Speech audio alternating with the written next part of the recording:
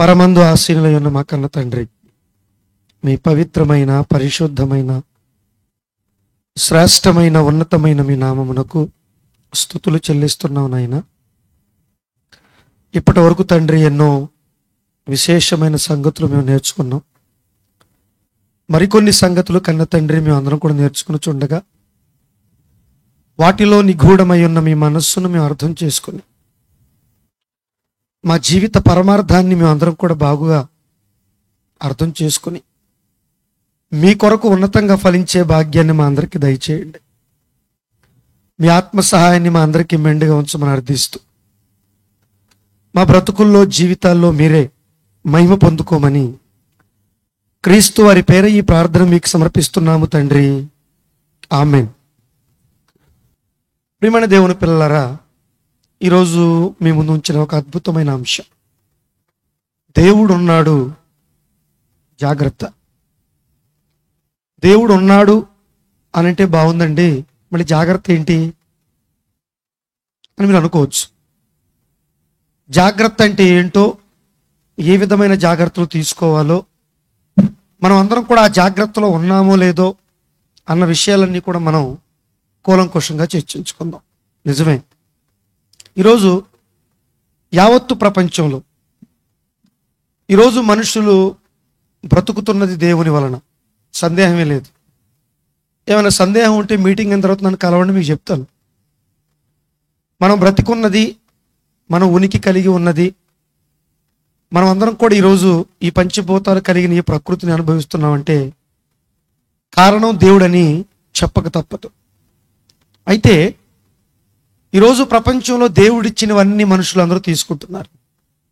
అది నీరు కావచ్చు, గాలి కావచ్చు, ఆహార పదార్థాలు కావచ్చు, ఈ ప్రకృతిలో, ఈ సృష్టిలో, ఈ విశ్వంలో కనబడుతున్న చరాచర జీవరాశులు కావచ్చు, అలాగే ఈ కొల్లేటి ప్రాంతం అంటే అపారమైన మత్స్య సంపద, అవైనా కానివ్వండి.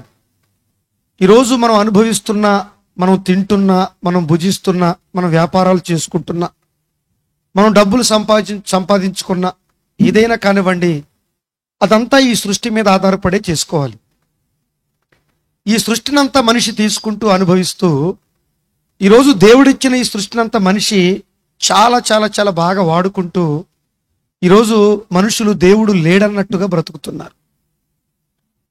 అది మీరు ఎలా చెప్పగలరంటే, సభ్య సమాజాన్ని ఈరోజు చూడండి ఒకసారి.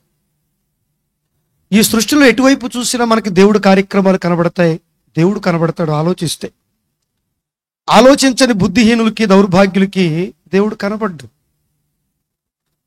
అలాగే ఒకంత వాళ్ళందరూ కూడా, ప్రపంచంలో మనుషులందరూ ఇలా ఉంటే, ఈరోజు క్రైస్తవులు చర్చిలకు వెళతారు, దేవుడు ఉన్నాడని ఒప్పుకుంటారు, దేవుడి కోసం ప్రార్థనలు చేస్తారు, దేవుడి కోసం పాటలు పాడతారు, దేవుడి కోసం ఇటువంటి కార్యక్రమాలు ఏర్పాటు చేసి మహిమపరచాలని ప్రయత్నం చేస్తారు. కొంతమంది అయితే కొన్ని వేల రూపాయలు డబ్బులు ఖర్చు పెడతారు.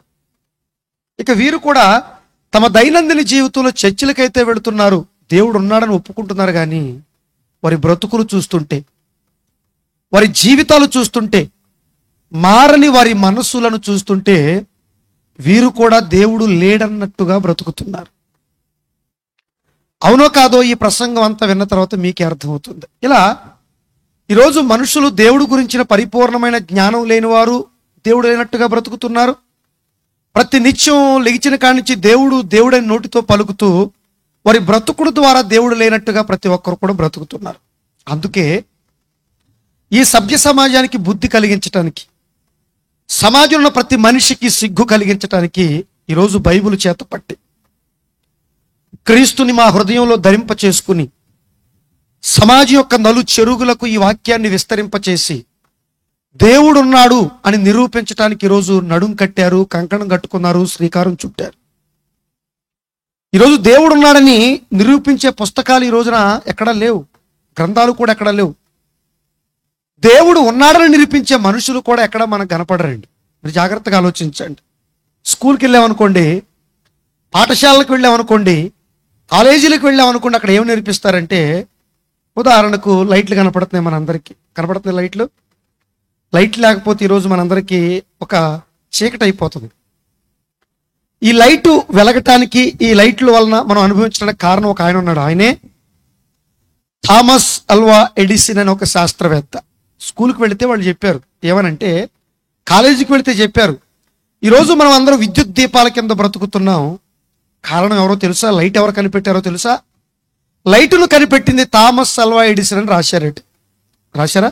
చదువుకున్నారా? చదువుకున్నాం. అలాగే మన ఇంట్లో టీవీ ఉంది. టీవీ చూస్తున్నారు అందరూ? టీవీ చూడడంలో చేతులెత్తండి. ఖచ్చితంగా అందరూ టీవీలు చూస్తున్నారు. ఇప్పుడు మన ముందు కనబడుతున్న ఆ ప్రసార మాధ్యమం, ఆ టీవీ లేకపోతే కంప్యూటర్ కావచ్చు, ఇంకోటి కావచ్చు, ఆ మానిటర్ కనబడుతుంది. టీవీని కనిపెట్టింది ఎవరు? మనం వాడుకుంటున్నాం కదా టీవీని, వాడుకుంటున్నాం, లైట్ని వాడుకుంటున్నాం. కాబట్టి లైట్ని ఎవరు కనిపెట్టారో రాసుకున్నాం, చదువుకున్నాం, అందరూ అది చెప్పారు. దాని గురించి పుస్తకాలు ఉన్నాయి. Very good. టీవీ వాడుకుంటున్నాం. అమ్మో, టీవీ కనిపెట్టింది ఎవరు? ఎవరండి? జేఎల్ బయార్డ్. ఎవరు? చిన్నప్పుడు నేను చదువుకున్నా, గుర్తున్నా, మీకు గుర్తున్నా తెలియదు కానీ రాసుకోండి. అది కూడా చెప్పారు, అది కూడా రాసుకున్నాం. అలాగే సైకిల్ దొక్కుతున్నాం కదండి, మోటార్ సైకిల్ వచ్చేసి సైకిల్ దొక్కుతున్నారు చాలా మంది. ఎప్పటికీ సైకిల్ వాడుకుంటున్నాం. ఇంతకీ సైకిల్ కనిపెట్టింది ఎవరు? మాక్మిలాన్. ఇలా ప్రపంచంలో మనం వాడుకుంటున్న వస్తువులు, మనం వాడుకుంటున్న ప్రతి వస్తువు ఎవరు కనిపెట్టారో, ఎవరి వలన మేము ఇవన్నీ వాడుకుంటున్నామో, ఎవరి రెక్కల కష్టం, ఇవన్నీ కూడా పాఠ్య పుస్తకాల్లో వ్రాయించబడ్డాయి. వారి పేర్లన్నీ ఉన్నాయి, వాటి గురించిన పరిపూర్ణమైన జ్ఞానం ఉంది. కానీ ఈరోజు మనం అనుభవిస్తున్న టీవీ లేకపోతే మనం బ్రతకలేమా? టీవీ లేకపోతే మనం బ్రతకలేమా? ఇప్పటికీ టీవీ లేని వాళ్ళు చాలా మంది ఉన్నారు. సైకిల్ లేకపోతే మనం బ్రతకలేమా? సెల్ ఫోన్ లేకపోతే మనం బ్రతకలేమా? ఫోన్ లేకపోతే, ఫోన్ కనిపెట్టాడు ఎవరు? Graham Bell. ఎవరు? Graham Bell. ఇప్పుడు లైట్ లేకపోతే మనం బ్రతకలేమా? బ్రతకొచ్చు. అంటే ఈరోజు మనం వాడుకుంటున్న వస్తువులు లేకపోయినా మనం బ్రతకొచ్చు. కానీ వాటి గురించి నేర్చుకున్న, వాటి గురించిన పుస్తకాలు చాలా ఉన్నాయి. అయితే ఈరోజు ప్రొద్దున లెగ్గానే ప్రతి ఒక్కరికి కనబడేది ఎవరు ఆకాశంలో? ఎవరండి? గట్టిగా చెప్పండి. ఎవరండి? గట్టిగా చెప్పండి. సూర్యుడు. కనబడుతున్నాడా? అందరికి కనపడ్డా? సూర్యుడు లేకపోతే మనం బ్రతకగలవా? నేను సూటిగా మిమ్మల్ని ప్రశ్నిస్తున్నాను. సూర్యుడు లేకపోతే మనం బ్రతకగలవా? బ్రతకలేం కదా, బ్రతకలేం కదా. మరి మన ముత్తాత, మన జేజీ, మన తాత, మన నాన్న, మన పిల్లలు సూర్యుని అనుభవిస్తున్నావా? సూర్యశక్తిని అనుభవిస్తున్నావా? సూర్యుడు వల్ల సకల చరాచర జీవరాశులు బ్రతుకుతున్నాయా? బ్రతుకుతున్నాం. సూర్యుడు లేకపోతే మనం బ్రతకలేం, నో డౌట్ ఇందులో. మరి సూర్యుడిని కనిపెట్టింది, కలిగించింది, సృజించింది ఎవరు అని ఈ ప్రపంచంలో ఏ పాఠ్య పుస్తకంలో అయినా ఏ మేధావైనా రాశాడా? ఎవరైనా చదువుకున్నారా? ఏ పుస్తకాలను రాశారా? రాయరు. ఎందుకు రాస్తారు? గాలి లేకపోతే మనం బ్రతకగలమా? గాలి లేకపోతే మనం బ్రతకలేమా? గాలి మాటలు మాట్లాడవచ్చు కానీ గాలి లేకపోతే మనం బ్రతకలేం. అర్థమైందండి? ఈ ముక్కులో గాలి లేకపోతే మనం బ్రతకలేం. మన కరోనా రోగం వచ్చింది. కరోనా రోగం వచ్చినప్పుడు చుట్టుపక్కలంతా ఆక్సిజన్ ఉంది, కానీ ముక్కులోకి ఎట్లా కొంతమంది చచ్చిన వాళ్ళు చాలా లక్షల మంది ఉన్నారు. అంటే ముక్కు మూసుకుంటే ఒక్క క్షణం, ఒక్క నిమిషం కూడా మనందరం కూడా బ్రతకలేమనేది జగమెరిగిన సత్యం. అందుకే ప్రతినిత్యం ప్రాణవాయువు మనం పీల్చుకుంటున్నాం. ఓకేనా? ఇప్పుడు గాలి ఉందా? ఉందా లేదా? ఉందా లేదా? కనపడద్దా గాలి? కనపడదు. కనబడకపోయినా ఉందన్నాము. ఎలాగా? ఇప్పుడు గాలి లేదన్నాం అనుకోండి, ముక్కు మూసుకోవడానికి ఏమైపోతాం మనం? అవుట్. తీసుకెళ్ళి బొందల గంటలో పడుకోబెట్టాలి మళ్ళీ అందరం తీసుకెళ్ళి. కాబట్టి చచ్చినట్టు గాలిని ఒప్పుకున్నాం, గాలిని పీల్చుకుంటున్నాం. గాలిని కలిగించింది ఎవరు? ఏ పాఠ్య పుస్తకంలో ఉందా? లేదు. నీటిని తాగుతున్నాం, దాహం వచ్చింది, నీళ్లు తాగుతున్నాం, పంటలు పండించుకుంటున్నాం, చెరువులు నింపుకుంటున్నాం, గేదెలు తోముతున్నావు, నిన్ను తోముకుంటున్నావా? నీళ్ళతో తోముకుంటున్నాం. నీళ్ళు లేకపోతే మనం బతకలేం. మరి నీరు ఇచ్చింది ఎవరు? ఇలా చెప్పుకుంటూ పోతేనండి నువ్వు నేను చచ్చిపోయేంత వరకు మాట్లాడుకునే ఉండాలి. అది కొన్ని మాత్రం మీకు చెబుతున్నాను. ఈ పంచభూతాల్లో ఏది లేకపోయినా మనం బ్రతకలేం కదా. అవి లేకపోతే మనం బ్రతకలేం కదా. మరి ప్రతి నిత్యం వాటిని అనుభవిస్తూ, వాటిని తీసుకుంటూ, ఏమంటే అవి లేకపోతే మనం బ్రతకలేం కదా. ఏనాడైనా ఈ ప్రపంచంలో ఎవరైనా ఇవన్నీ కలిగించింది ఎవరు అని ఏ ఒక్కడైనా ఆలోచించాడండి? ఏ మేధావని చెప్పాడండి? ఏ పాఠ్యపుస్తకం రాయించబడ్డాయండి? లేవండి. ఒకే ఒక గ్రంథ రాజ్యం, తేజోమయ రాజ్యం, అదే మన చేతిలో ఉన్న బైబిల్, మహాజ్ఞాన గ్రంథం. దేవుని గూర్చిన పరిపూర్ణమైన జ్ఞానాన్ని, సృష్టికర్త యొక్క ఆ విశ్వవిజ్ఞాన కార్యక్రమాలన్నింటినీ కూడా చక్కగా తేట తెల్లం తీసి రాయించాడండి. బైబిలు గ్రంథంలో తప్ప దేవుడు చేసిన కార్యక్రమాలు, దేవుని గురించిన జ్ఞానం, దేవుడు ఉన్నాడని తెలియపరిచే ఏకైక గ్రంథం అండి బైబిల్ అండి. గుర్తుపెట్టుకోండి, ఏకైక గ్రంథం బైబిల్. ఈ ప్రపంచంలో ఏ పుస్తకంలో కూడా దేవుడి గురించి ఎక్కడ ఇన్ఫర్మేషన్ మీకు దొరకదండి, ఎక్కడ దొరకదు. పూర్తిగా అరకొరే, ఎక్కడ దొరికిన అరకొరే. కానీ దేవుని గురించిన పూర్తి ఆ సంక్షిప్త సమాచారం అంతా కూడా, ఆ విశ్వవిజ్ఞానం అంతా కూడా బైబిలు గ్రంథంలో మాత్రమే దేవుడు నిక్షిప్తం చేశాడు, రాయించాడు. కాబట్టి దేవుని గూర్చి తెలియపరిచే ఏకైక గ్రంథం బైబిల్ అన్న సంగతి మీరు ఎప్పుడు కూడా మర్చిపోవద్దు, గుర్తుపెట్టుకోండి. ఈ బైబిల్లో ఇన్ని విశేషమైన సంగతులు ఉన్నప్పటికీ దేవుడు ఉన్నాడని పదే పదే భక్తులందరండి. మీరు చూడండి, ప్రారంభం ఆది కాండం నుంచి ప్రకటన గ్రంథం వరకు ఎంతో మంది భక్తులు ఉన్నారు. వారి యొక్క భావజాలం అనగా వారి తండ్రి భావజాలాన్ని చాలా చక్కగా వ్రాసి అందులో నిక్షిప్తం చేశారు. ఏ గ్రంథకర్త రాసినప్పటికీ, ఏ భక్తుడు రాసినప్పటికీ ప్రతి ఒక్కరు కూడా దేవుడు చేసిన కార్యక్రమాలు, దేవుడున్నాడని పదే పదే మాటలో నిక్షిప్తం చేసి వ్రాయించారు. అయినప్పటికీ ఈరోజు క్రైస్తవులండి, బయట వాళ్ళని పక్కన పెడదాం కాసేపు, వాళ్ళకి ఎవరికి బుద్ధి లేదు, జ్ఞానం లేదు. మనకుందిగా జ్ఞానం, మన చేతిలో ఉంది కదా జ్ఞాన గ్రంథం. ఇప్పుడు దీని గురించి మనం ఆలోచిస్తే, ఇప్పుడు ప్రతి సందర్భంలో కూడా దేవుడి గురించి బైబిల్ గ్రంథం రాసినప్పటికీ మరి మనమైనా దేవుడు ఉన్నాడు, ఇవన్నీ కూడా దేవుడు ప్రసాదించాడు, మనల్ని కూడా కలిగించింది దేవుడు అన్న సంగతి మనకు అర్థమైతే ఈరోజు మనం ఎలా బ్రతికేవాళ్ళం చెప్పండి? మరి మనమైనా దేవుడు ఉన్నాడని ప్రగాఢంగా నమ్మామో చెప్పండి? ఆలోచించండి ప్రియమైన దేవుని పిల్లలారా. ఇందాక సృష్టిలో కొన్ని విషయాలు చూపించానంతే మీకు నేను. అలాగా మన దేహాన్ని చూడండి, మన అవయవాలు చూడండి, మన రూపాన్ని చూడండి, ప్రతి అవయవాన్ని చూడండి. ఈ అవయవాల్లో దేనైనా, ఇంత షార్ట్ మెసేజ్ ఎంట్రుకైనా పోనీ మనిషి తయారు చేయగలరా? మరి ఎక్కడండి? జీర్ణ వ్యవస్థ ఎలా పనిచేస్తుంది, ఊపిరితిత్తులు ఎలా పనిచేస్తాయి, కిడ్నీ ఎలా పనిచేస్తాయి అని రాశారు. కానీ ఇంతకీ నీ తల్లి గర్భంలో నీకు కిడ్నీలు కావాలని ఆ కిడ్నీలు అమర్చింది ఎవరని ఎప్పుడైనా నేర్చుకున్నారా అండి? ఏ సైన్స్ పుస్తకంలో ఉందో ఈ ఇన్ఫర్మేషన్? లేదు. నీకు రక్తం కావాలి, రక్తం లేకపోతే మనుషులు బ్రతకలేరు, రక్తం లేకపోతే ఆక్సిజన్ ప్రాణవాయువు మన దేహానికి సరఫరా చేయబడదు.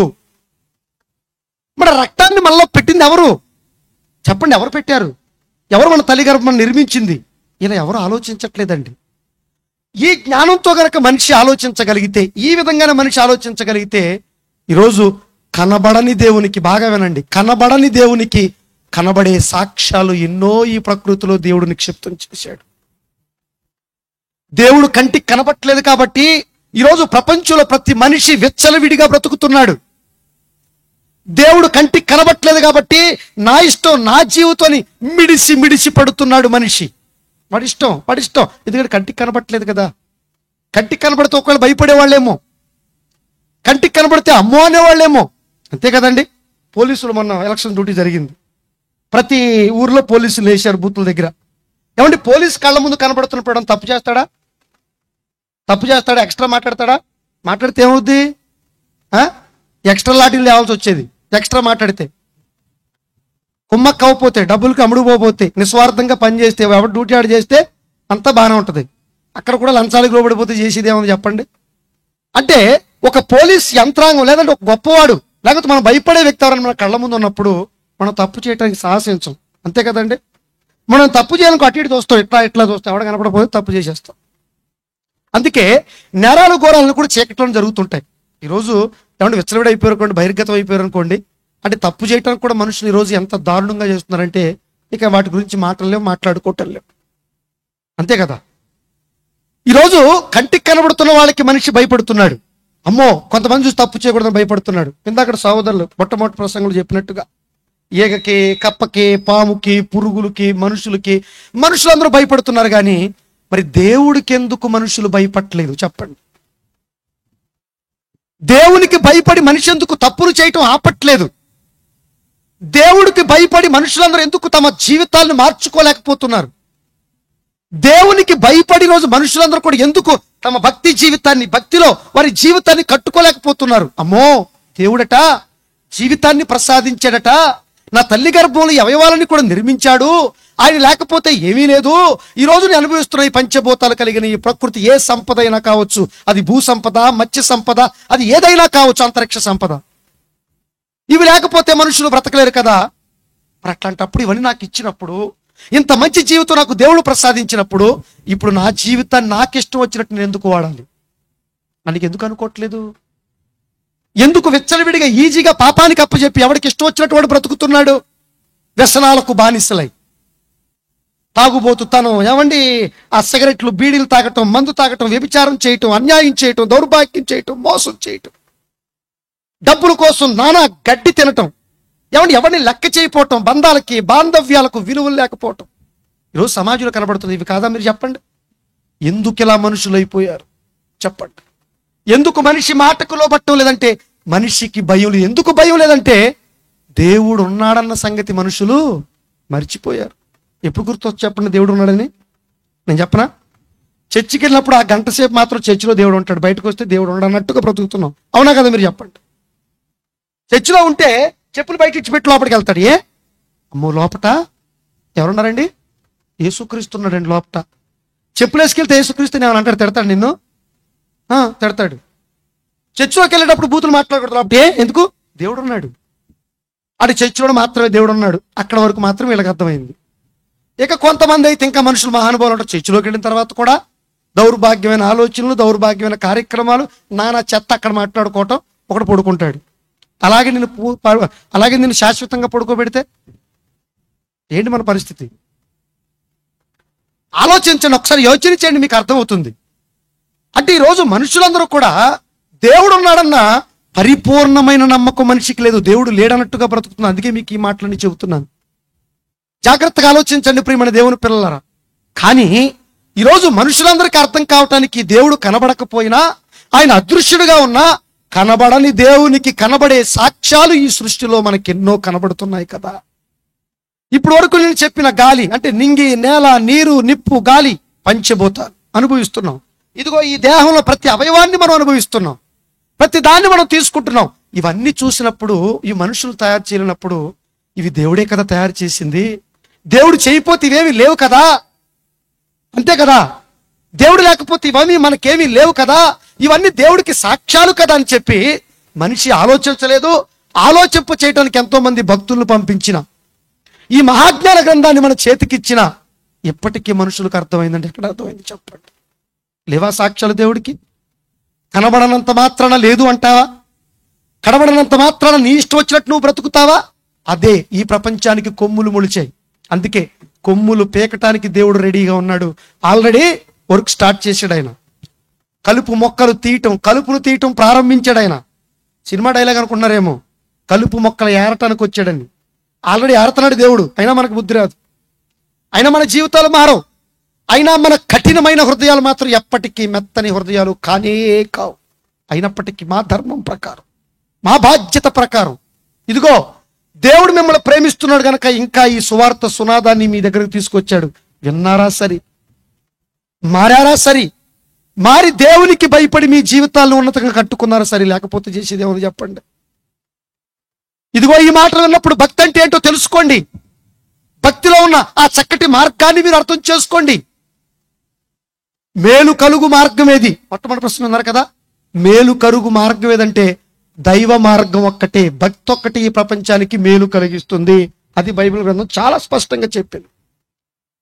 అందుకే దైవ భక్తిని గూర్చిన మర్మం చాలా గొప్పదన్నాడు. ఎవరు? పౌలు గారు తిమోతి గారికి రాసిన మొదటి పత్రికలో చెప్తాడు. తర్వాత చదువుకోండి 3:16. దైవ భక్తిని గూర్చిన మర్మం చాలా గొప్పది. అది అర్థం చేయటానికి శరీరుడుగా యేసుక్రీస్తు వారు భూమి మీదకి వచ్చి భక్తి ఎంత గొప్పదో, భక్తి ఈ ప్రపంచాన్ని ఎంత సంస్కరిస్తుందో, ప్రపంచాన్ని ఎలా సన్మార్గంలో పెడుతుందన్న ప్రతి విషయాన్ని యేసుక్రీస్తు వారి జీవితం ద్వారా ఈ ప్రపంచానికి తేటతెల్లం చేసిన, ఎందుకో ప్రపంచం అంతా కూడా నిమ్మకు నీరెట్టినట్టుగా ఉండిపోయింది.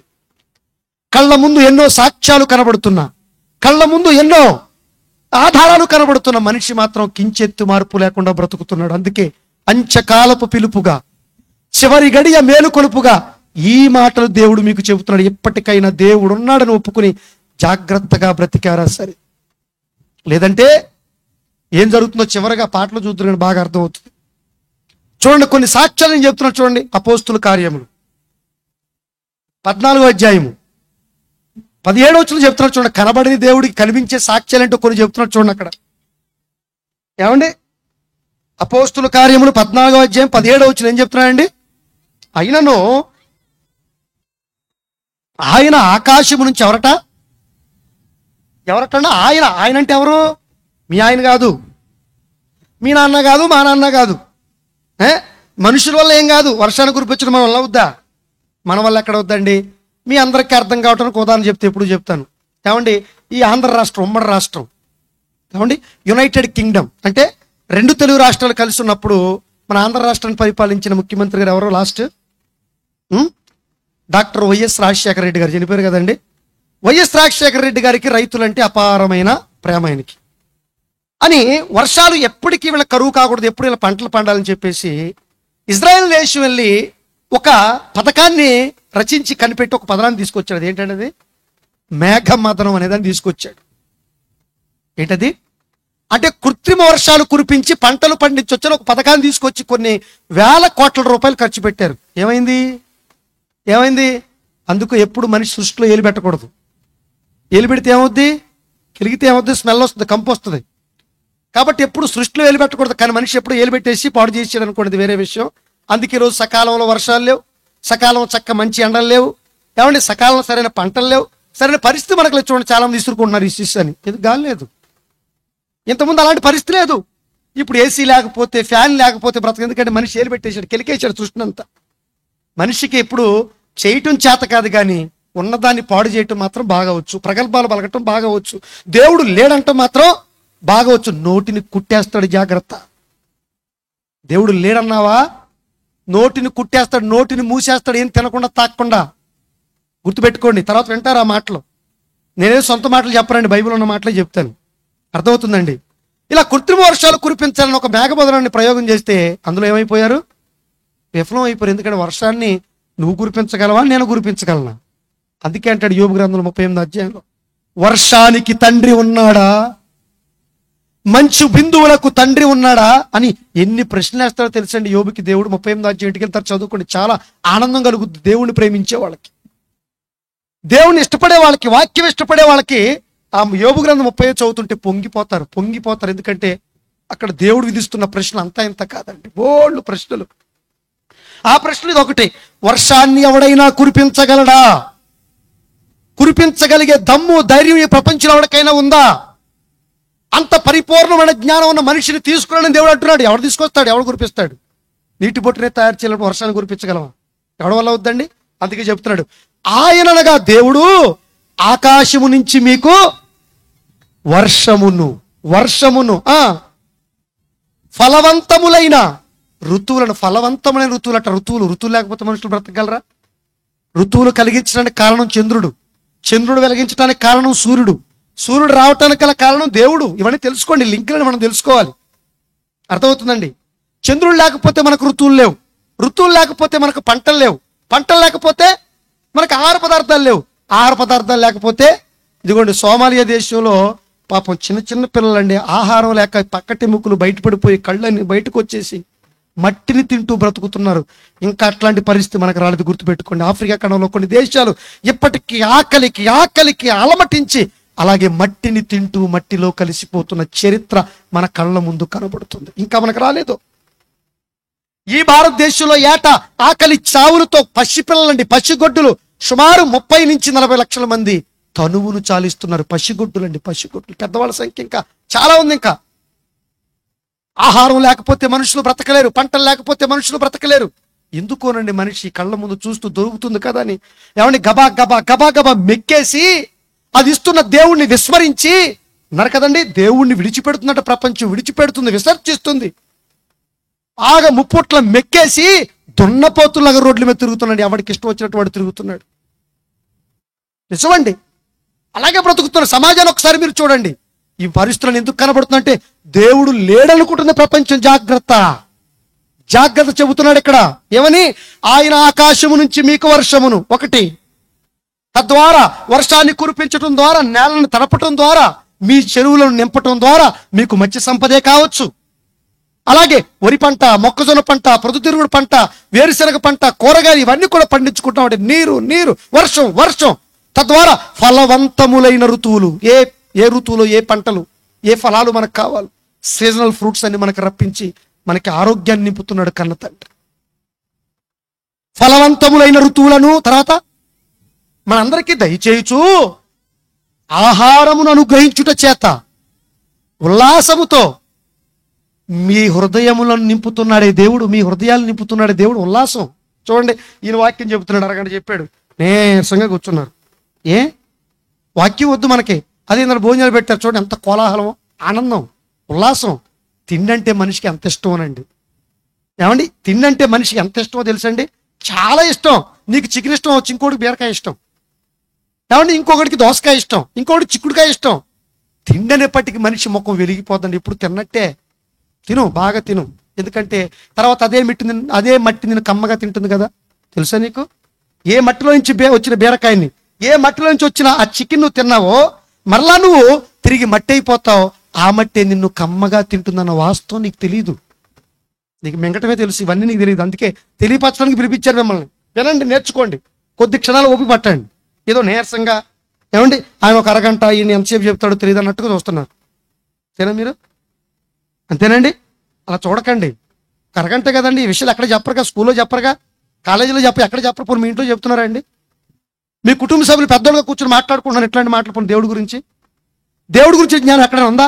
అందుకే అది లేదు కాబట్టే, ఈ ప్రపంచానికి దేవుడు కూర్చిన జ్ఞానం లేదు కాబట్టే, దేవుడు కూర్చిన ఆ అవగాహన లేదు కాబట్టే ప్రపంచం అంతా నాశనానికి వెళ్ళిపోతుందండి. ఎవరికి తెలుసు చెప్పండి?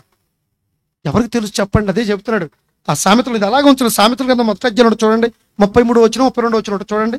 జ్ఞానము లేని వారు అంటాడు చూడు. సామెతల గ్రంథం మొదటి అధ్యాయము 33 అండి, 32 వచనం చదువుతల్లి. సామెతల గ్రంథం మొదటి అధ్యాయం 32 వచనం ఏం చెప్తున్నానండి? జ్ఞానము లేని వారు ఎవరండి? ఇల్లు నేను రాసుకొచ్చిన మాట కదండి, దేవుడు రాసుకొచ్చిన మాట. ఇది దేవుడు రాసిచ్చిన మాట.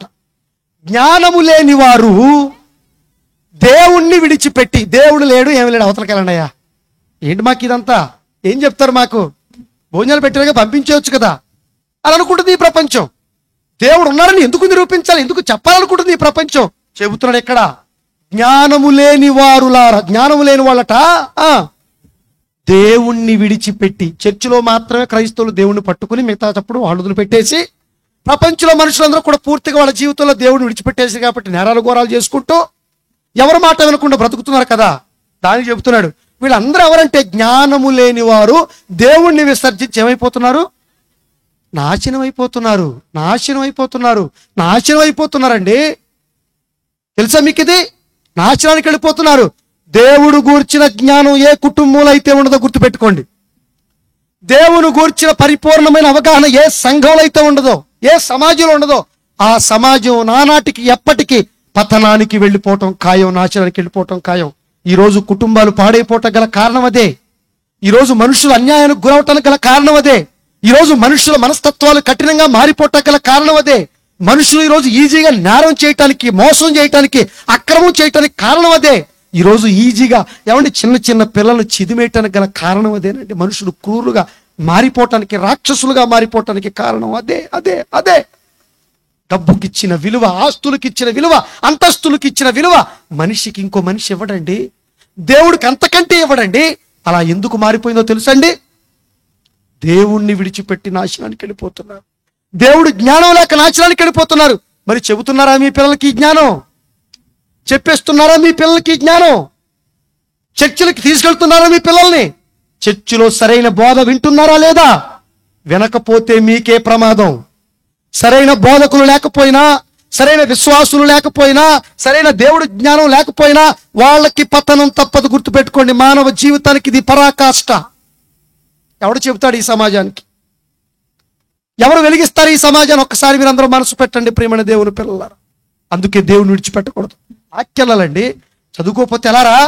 వెళ్ళు. స్కూల్కి వెళ్ళకపోతే ఎలారా? వెళ్ళు. మరి అక్షర ముక్కలు లేకపోతే ఎలారా? వెళ్ళు, అక్కడ నేర్పిస్తారు. లైట్లు కనిపెట్టింది అవడం. అక్కడ నేర్పిస్తారు, అక్కడ తల్లిదండ్రులు ఎలా ఎగరిస్తున్నారో నేర్పిస్తారు, వెళ్ళు. అక్కడ డబ్బులు బాగా కూర్చుకుని ఎవరిని ఎలా మోసం చేయాలో నేర్పిస్తారు, వెళ్ళు అక్కడికి అని స్కూల్కి ఒక్కరోజు మానిపిస్తారండి మీ పిల్లల్ని. వారు వచ్చినా, వర్షం వచ్చినా, ఎండ వచ్చినా, ఏమొచ్చినా ఏదైనా పంపించేస్తారే. అరే ఇవాళ చర్చికి వెళ్ళకపోతే, ఇవాళ వాక్యం నేర్చుకోకపోతే, ఇవాళ వాక్యం వెళ్ళకపోతే మన జీవితాలు పాడైపోతారని పిల్లల్ని చర్చికి వెంటబడి వేటాడి పంపించేవాళ్ళు ఎవరండి? నేను దేవుడి దగ్గరికి వెళ్ళాలి, ప్రతి నిత్యం దేవుడి దగ్గర బ్రతకాలి, ప్రతి నిత్యం నా మనసును మార్చుకుని బ్రతకాలి, నేను దేవుడితో సహవాసం చేయాలి, దేవుడు లేకపోతే నా బ్రతుకు పాడైపోతుందని నిజంగా దేవుడి కోసం పరితపించేవాడు ఒక్కడు ఈ ప్రపంచంలో కనబడతాడు. చెప్పండి, ఎలా బాగుపడతామండి మనం? ఎలా మన జీవితాలు బాగుపడతాయండి చెప్పండి? ఇలా ప్రపంచంలో ప్రతి మనిషి ఇక్కడ కూర్చున్న మనం కూడానండి దేవుడు లేడన్నట్టుగా బ్రతుకుతున్నాం. గుర్తుపెట్టుకోండి, ఎవడు మనల్ని చూడనట్టుగా బ్రతుకుతున్నందుకే ఎవడి కార్యక్రమాలు వాడివే, ఎవడు సొంత కార్యక్రమం వాడివే. అని భూమి మీదకి ఎందుకు వచ్చారో తెలియదు, ఎందుకు బ్రతకాలో తెలియదు, చచ్చిన తర్వాత ఎక్కడికి వెళ్ళిపోతారో అంతకంటే తెలియదు. అందుకే చెబుతున్నాడు ఆకాశం నుంచి మీకు వర్షాన్ని, ఫలవంతమైన ఋతువులను దయచేసి, ఆహారాన్ని మీకు అనుగ్రహించి, మీ హృదయాల్ని ఉల్లాసంగా ఆనందంగా ఉంచి ఏమన్నాడు? మేలు చేయుట చేత. ఏం చేయుట చేత మేలు కలుగుతుంది. ఈరోజు మానవ సమాజానికి మేలు కలుగుతుంది. పంటలు పండటం ద్వారా, ఎండలు కాయటం ద్వారా, వర్షాలు పట్టడం ద్వారా, ఋతువులు రావటం ద్వారా, భూమి తిరగటం ద్వారా, గ్రహాలన్నీ తిరగటం ద్వారా, మనం తల్లి గర్భంలో నిర్మింపబడటం ద్వారా మనందరికీ మేలు కలుగుతుంది. గుర్తుపెట్టుకోండి. ఇప్పుడు ఈ మేలు కలగటం చేత తనను గూర్చి, అంటే దేవుని గూర్చి సాక్ష్యము లేకుండా చెయ్యలేదని బిగ్గరగా చెప్పాడు. చూడండి పౌలు గారు, బిగ్గరగా అంటే పెద్దగా చెబుతున్నాడు సమాజంలోకి వెళ్ళి. అయ్యా, మనం దేవుడు లేకపోతే బ్రతకలేం. దేవుడు ఉన్నాడు కాబట్టే మనం అందరం కూడా ఉన్నాం. దేవుడు లేకపోతే మన బ్రతుకులు పాడైపోతాయి.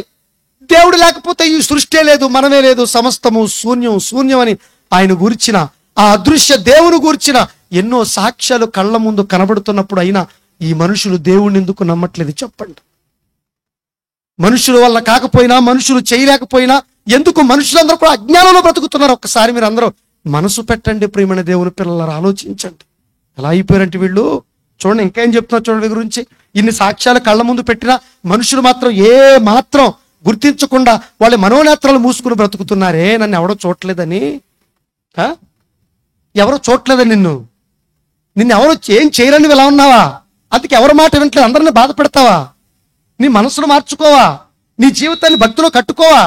ఆయన ఏం చెప్తున్నాడు చూడండి. కీర్తన గ్రంథం 33వ అధ్యాయం, కీర్తన గ్రంథం 33వ అధ్యాయం 13వ వచనం నుంచి ఏం చెప్తున్నాడు చూడండి ఒకసారి. కీర్తన గ్రంథం 33వ అధ్యాయం 13వ వచనం నుంచి ఏం చెప్తున్నాడండి? యెహోవా అంటే ఉన్నవాడు. ఏంటి? యెహోవా అంటే ఉన్నవాడు. దేవుడు అంటేనే ఆ పేరుకి అర్థం ఉన్నవాడు అని అర్థం. గుర్తుపెట్టుకోండి. మరి దేవుడు ఏంటంటావేంటి? దేవుడు లేనివాడు బహిరంగ మూర్ఖుడు, ఆడికి ఏం చెప్పలేం. మనమైనా గుర్తించండి, దేవుడు లేనట్టుగా బ్రతకండి ఇక్కడి నుంచి. ఇప్పుడు చెప్తున్నాడు చూడండి పరిపూర్ణమైన జ్ఞానం. అక్కడ ఏం చెప్తున్నాడంటే ఆకాశమునుచట ఏమండి దేవుడు కనిపెడుతున్నట్టు ఎవరినండి? మనతో పాటు సుమారు 84 లక్షల జీవరాశులు ఉన్నాయండి. సుమారు 84 లక్షల జీవరాశులు. అది జంతుజాలమే కావచ్చు, వృక్ష సంపదే కావచ్చు. ఈ 84 లక్షల జీవరాశుల్లో వేటిని చూడలేదంట దేవుడు. ఎవరిని చూస్తున్నాడు? మళ్ళీ చూడండి నా మాట 33:13లో. యెహోవా ఆకాశం నుంచి కనిపెట్టుచున్నాడు, చూస్తున్నాడు. ఆయన ఇదిగో ఉన్నారు చూడండి. తన ప్రతిరూపాలుగా మనుషులు, నరుల్ని చేశాడుగా, తన చేతిలో చెక్కున్నాడు కదా, రూపాన్ని ఇచ్చాడుగా, అన్ని ఇచ్చి భూమి మీద పంపించాడు కదా. పంపించి ఏం చేస్తున్నాడు ఆయన? నరులందరినీ దృష్టిస్తున్నాడు. ఎవరిని? రాజేష్ గారిని చూస్తున్నాడు. ఇప్పుడు చెబుతున్నాడు కదా, నన్ను కూడా చూస్తున్నాడు ఆయన. ఇక్కడ ప్రేమ్ కుమార్ గారిని చూస్తున్నాడు, అక్కడ మధు పాస్టర్ గారిని చూస్తున్నాడు. మధు గారే కదండి, భూషణం పాస్టర్ గారిని చూస్తున్నాడు. వేదిక మీద ఉన్న మమ్మల్ని అందరినీ చూస్తున్నాడు దేవుడు. విజయరాజు గారిని చూస్తున్నాడు, దుర్గారావు గారిని చూస్తున్నాడు, 6 సంఘాల పాస్టర్ గారిని చూస్తున్నాడు, సిఆర్ గారిని చూస్తున్నాడు. ఇక్కడ కూర్చుని మిమ్మల్ని అందరినీ కూడా చూస్తున్నాడు. మీరు వింటున్నారా లేదా? ఈ మాటలు మీకు మనసులోకి ఎక్కుతున్నాయా లేదంటే ఎప్పుడు ఆపుతారా బాబు ఇలా అనుకుంటున్నారా లేదా కూడా అని తెలుసు. గుర్తుపెట్టుకోండి. అందరినీ దృష్టిస్తున్నాడు అర్థం ఏంటి? చూస్తున్నాడు, అందరినీ జాగ్రత్తగా చూస్తున్నాడు. ఇప్పుడు నీకు తెలియదు కదా ఆయన చూస్తున్నాడు లేదు కాబట్టి నీ ఇష్టం వచ్చినట్టు నువ్వు అనుకుంటావు. లోపల కూర్చున్న ఒకళ్ళు, ఆ లోపల ఇంకోళ్ళు పడుకుంటారు, ఆయనలో పడుకుని కొంతమంది. కానీ అక్కడ చూస్తున్నాడు ఆయన. నా మాటలు చెబుతుంటే ఇంట్లో పడుకుంటావా? పడుకో. చూస్తున్నాడు ఆయన, అంతే చూస్తున్నాడు ఆయన. నువ్వు అనుకుంటున్నావు దేవుడు లేడు కదా, ఏమన్నాడు కదా, అన్ని ఇష్టం వచ్చిన కార్యక్రమాలు నువ్వు చేసుకుంటూ వెళ్తున్నావు, అంతే కదా. చేతులు ఉన్నాయి కాబట్టి, కాళ్ళు ఉన్నాయి కాబట్టి, నోరు ఉంది కాబట్టి నీ ఇష్టం, అంతేగా.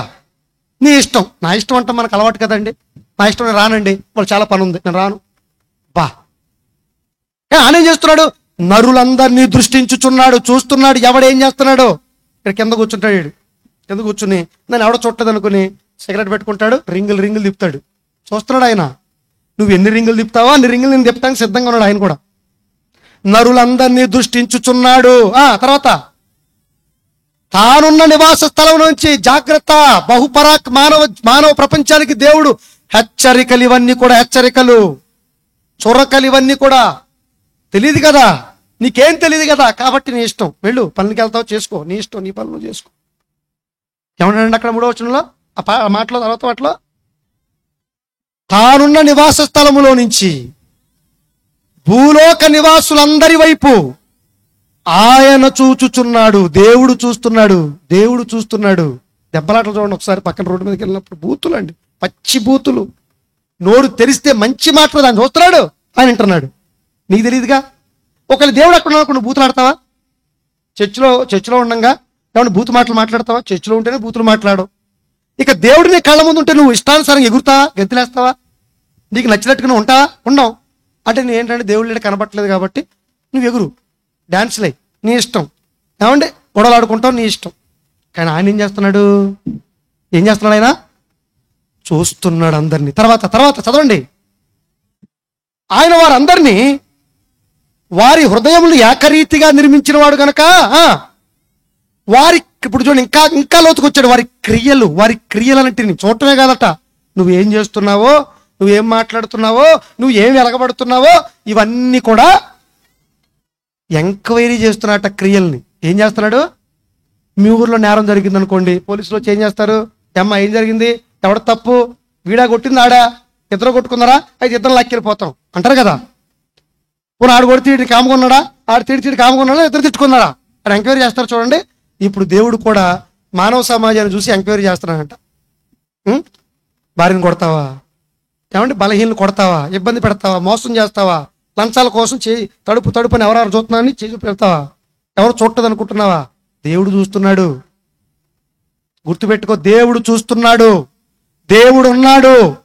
ఎక్కడున్నాడు దేవుడు? ఆకాశంలో ఉన్నాడు దేవుడు. అందరినీ చూస్తున్నాడు. ప్రతి క్రియను ఆయన ఏం చేస్తున్నాడు? విచారణ చేస్తున్నాడు. నిజంగా ఈ జ్ఞానం గనక మనకి, ఈ జ్ఞానం గనక మన పిల్లలకి, ఈ జ్ఞానం గనక సమాజానికి ఉంటే మనిషి తప్పు చేస్తాడండి? నిజం చెప్పండి. నిజంగా మీరు గుండె మీద చేసుకుని చెప్పండి. ఈ జ్ఞానం వెనక దేవుడు ఉన్నాడని ప్రగాఢంగా ఈ ప్రపంచం నమ్మితే అడుగు తీసి అడిగేయాలంటే ఎంత జాగ్రత్తగా వేస్తారండి మానవ సమాజం. ఒక మాట మాట్లాడాలంటే ఎంత జాగ్రత్తగా మాట్లాడతారండి. ఈరోజు మానవ సమాజంలో మనుషులను ఎలా బ్రతికేవాడు దేవుడు ఉన్నాడంటే, అమ్మో దేవుడు విచారణ చేస్తాడా? మనుషులు విచారణ చేస్తే వాళ్ళు లొంగిపోవచ్చు, కానీ దేవుడు విచారణ చేస్తే ఇంకేమనుందా? సామెతల గ్రంథం 15:3 చూడండి ఒకసారి, ఎక్కడెక్కడ చూస్తున్నాడు ఆయన. సామెతల గ్రంథం 15:3 ఏం చెప్తున్నాడు చూడండి ఒకసారి. ఏమండి, దేవుడు కళ్ళు ఉన్నాయా? ఉన్నాయి. నీకే కాదు కళ్ళు, నీకే కళ్ళు ఉన్నాయి కానీ కళ్ళు మూసుకుపోయింది నీకు, కానీ ఆయన కళ్ళు ఎప్పుడు చూస్తూనే ఉంటాయి. నువ్వు రాత్రి అయితే పడుకుని పోతావు, చర్చికొచ్చినా నిద్రపోతావు, కానీ ఆయన కళ్ళు మాత్రం ఎప్పుడు తెరిచే ఉంటాయి. గుర్తుపెట్టుకోండి. నిన్ను కాపాడు దేవుడు. నువ్వైతే ఎప్పుడు కునిపోట్లే, నీకు చర్చిలోకి వెళ్ళినా కునిపోట్లే నీకు, అంతే కదా. కానీ దేవుడు మాత్రం కొనకడు, నిద్రపోడు. ఏం చేస్తాడు చూడండి, ఆయన కన్నులు ప్రతి స్థలము మీద ఉండును, ప్రతి స్థలం మీద ఉంటున్నాడు. తర్వాత ఎవరినట? చెడ్డవారిని, అలాగునే మంచి వారిని కూడా ఆయన చూస్తున్నాడు. చెడ్డవారిని చూస్తున్నాడు, మంచివారిని చూస్తున్నాడు. చెడ్డవారిని చూస్తున్నాడు, మంచివారిని చేస్తున్నాడు. నీ ఇష్టం వచ్చినట్టు నువ్వు చేస్తున్నప్పుడు నిన్ను చూస్తున్నాడు. మంచి కార్యక్రమాలు చేస్తున్న వాళ్ళని కూడా చూస్తున్నాడు. అయితే చూస్తే చూసుకునేవ్వండి. ఏం చేస్తాడు మమ్మల్ని? అంతే కదా మీ ధైర్యం. చూస్తే చూడనివ్వండి, ఏం చేస్తాడు? అంతే కదా మీ ధైర్యం. అంతే కదా మానవ సమాజం ధైర్యం. ఎక్కడున్నాడు? ఉంటే చూపించండి అనేవాడు ఇంకొకడు, లేడన్నట్టుగా విచ్చలవిడిగా బ్రతికేవాడు ఇంకొకడు. ఎందుకంటే వెంటనే రావట్లేదుగా మనకు శిక్ష. వెంటనే వస్తే బాగుండు. ఏమండి, బూతు మాట్లాడితే తప్పు చేస్తే వెన్న ఆ పాటను అక్కడికక్కడ 2 ముక్కలు అయిపోతే బాగుండు. కానీ అలా చేయట్లేదు దేవుడు. ఎందుకంటే ఇంకా మారతావేమో, ఇంకా అవకాశం, ఒకవేళ అలా అనుకుంటే ఈ భూప్రపంచం మొత్తం కూడా శ్మశానంగా మారిపోద్దని గుర్తుపెట్టుకోండి. ఎందుకంటే ఈ బ్రతుకులు ఇచ్చింది దేవుడు, జీవితాన్ని ఇచ్చింది దేవుడు గనక ఈ బ్రతుకులు దేవునికి ఇవ్వకపోవటమే తప్పు. గుర్తుపెట్టుకోండి, మీ జీవితంలో మొట్టమొదటి స్థానాన్ని దేవుడికి ఇవ్వకపోవటమే తప్పు. దేవుడిచ్చినవి దేవుడికి ఇవ్వకుండా, దేవుని కోసం బ్రతకకుండా, భక్తి చేయకుండా, మనసు మార్చుకోకుండా నీ జీవితంలో నీకు నచ్చినట్టు నువ్వు బ్రతుకుతున్నావే, ఇది ఘోరమైన పాపం. గుర్తుపెట్టుకోండి. ఇకపోతే అంతేకాదు, అంతకు మించి పెంచి వెళ్ళిపోతున్నావు నువ్వు, అంతకు మించి ముందుకెళ్ళిపోయావు. ఇలా గనక దేవుడు తప్పు జరగగానే వెంటనే శిక్ష వేసాడు ఆయన ఉన్నాడని, అసలు భూమి మీద మనిషి అన్నాడు బ్రతకగలడా అండి? చెప్పండి, భూమి మీద మనిషి అన్నాడు బ్రతకగలడా? బ్రతకలేడు. బ్రతికి బట్ట గట్టలేడు. గుర్తుపెట్టుకోండి. అందుకే మనుషులు ఏమనుకుంటున్నారంటే, ఇంకా చదివించిన కీర్తనలు 50వ అధ్యాయము 21 వచ్చింది చదవండి. 22 చదివారు కదా, 21 వచ్చింది చదవండి. కీర్తన గ్రంథము 50వ అధ్యాయము 21వ వచ్చిన ఏం చెప్తున్నారు చూడండి. 50:21 ఎట్టి పనులు అండి మనం చేస్తున్నాం చూడండి రోజు. మీకు తెలుసు కదా, మీరు ఏ పనులు చేస్తారో మీకు తెలుసా? తెలుసు, బాగా తెలుసు. నేనేం చేస్తాను నాకు తెలుసు, దేవుడు తెలుసు, మనకు తెలుసు, అందరికి తెలియదు కదా. కాబట్టి దొరకట్లేదు కాబట్టి అందరం దొరలమే. దొరికిన తర్వాత ఉంటుందండి, ఒక్కొక్కడికి మామూలుగా ఉండదు. దొరుకుతాం, ఏదో రోజు దొరుకుతాం. ఆయనకైతే ప్రతి క్షణం దొరికిపోతూనే ఉన్నాం. దేవుడికైతే ప్రతి క్షణం దొరికిపోతూనే ఉన్నాం. పైకి బొంకొచ్చు, మనుషుల దగ్గర బొంకొచ్చు, మనుషుల దగ్గర నీ మాయాజాలను చూపించవచ్చు, నీ మాయ మాటలు చూపించవచ్చు, నీ వేషధాలను చూపించవచ్చు. కానీ దేవుడి దగ్గర నీ కుప్పుగా దొరుకుతాయా? తోక కట్ చేస్తాడు ఆయన. ఏం చేస్తాడు? నాలిక చీల్చేస్తాడు ఆయన. ఆ టైం వస్తుంది. ఇప్పుడు చెప్పాడు కదండి, ప్రతి దండన కాలం మొదలైంది, తరగటం మొదలు పెట్టాడు దేవుడు. ఉల్లిపాయను తరుగుతుంది చూడండి, మన ఉల్లిపాయను తరుగుతారు చూడండి. ఆడవాళ్ళు చక్కగా చూస్తారు, తరుగుతుంటారు. అంతకంటే సన్నగా తరుగుతున్నాడు దేవుడు. అయినా బుద్ధి వస్తుందా? రాదు. ఎన్ని మార్లు గద్దించినా లోబడని వాడికి మరి తిరుగు లేకుండా నాశనం వస్తుంది. ఏ రోజు వస్తుంది నీకు తెలుసా? తెలియదు. అయినా నీకు జ్ఞానం లేదు, బుద్ధి లేదు కాబట్టి అలాగే బ్రతుకు. ఈరోజు అంతర్ధానం అయిపోతాం తెలియదండి మనకి. కాబట్టి మనసు పెట్టి ఆలోచించండి ఈ మాటలు. 21 ఏం చెప్తున్నాడు చూడండి. ఇట్టి పనులు నీవు చేయుచున్నావు కదా. నీ జీవితాలన్నీ పాపిష్టి కార్యక్రమాలే కదా, మంచి అవయవాలతో మంచి కార్యక్రమాలు చేయలేదు కదా, దేవుడిచ్చిన ఈ జీవితాన్ని దేవుడి కోసం నువ్వు బ్రతకలేదు కదా.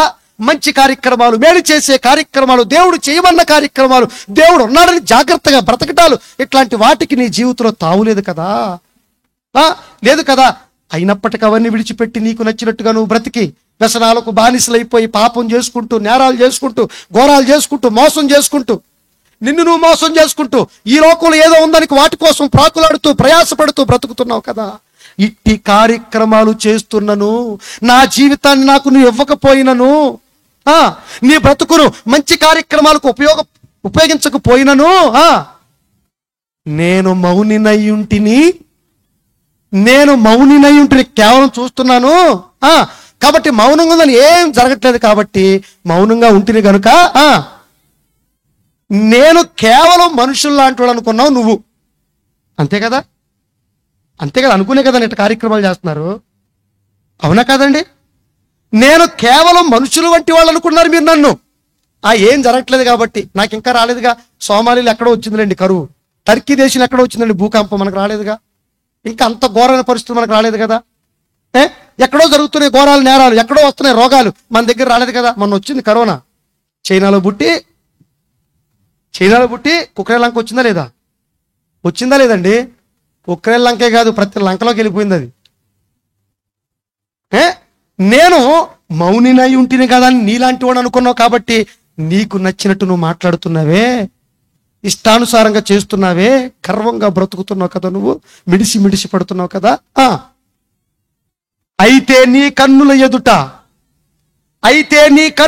చూడండి, అయితే నీ కన్నుల ఎదుట ఈ సంగతులను నేను వరుసగా ఉంచదలిచితిని. ఫలానా ఉదయ భాస్కర్ ద్వారా, ఫలానా రాజేష్ గారి ద్వారా, ఫలానా భూషణం గారి ద్వారా, ఫలానా సిఆర్ పాస్టర్ గారి ద్వారా, ఫలానా 6 సంఘాల పాస్టర్ గారి ద్వారా నీ కళ్ళ ముందు వరుసగా ఉంచి తిని. ఏముంచాం?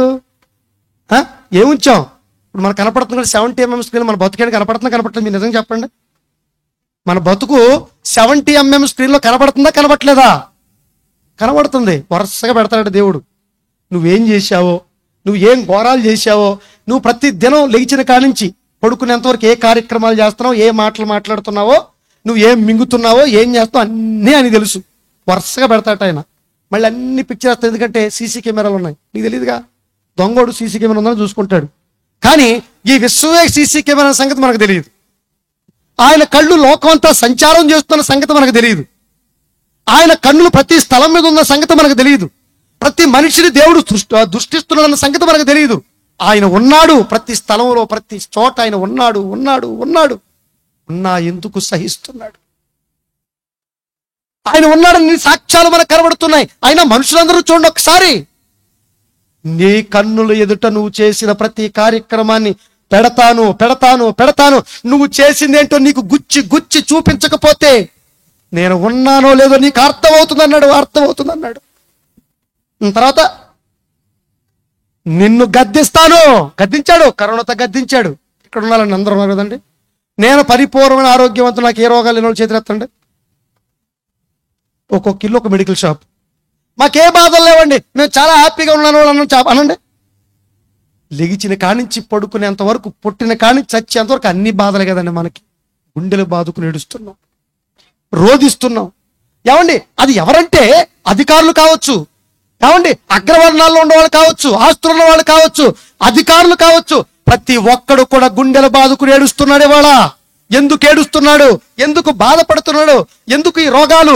ఎందుకు ఈ ప్రకృతి వైపరీత్యాలు? ఎందుకు ఈ విషమ పరిస్థితులు? అంటే ఎందుకు ఈ ప్రపంచాన్ని నాశనం చుట్టుముట్టింది? ఎందుకు మృత్యువు కబళిస్తుందంటే కారణం ఏంటో తెలుసా? దేవుడు దండిస్తున్నాడు. దేవుడు ఉన్నాడు. పిచ్చి పిచ్చి వేషాలు వేయకండి. మీ బ్రతుకును మీకు నచ్చినట్టుగా వాడకండి. మిమ్మల్ని గద్దిస్తున్న మీకెందుకో మీ మనోనేత్రాలు వెలగటం లేదని చెప్తున్నాడు దేవుడు.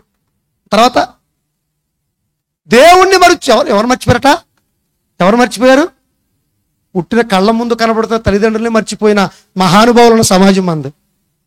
కట్టుకున్న భార్య తాళి కట్టి ఇంటికి తెచ్చుకుని అందరిని వదిలిపెట్టి ఇంటికి వస్తే భార్యను కూడా విడిచిపెట్టి తిరిగే మహానుభావులు, మహాపొంగోలు ఉన్నారు మన సమాజంలో.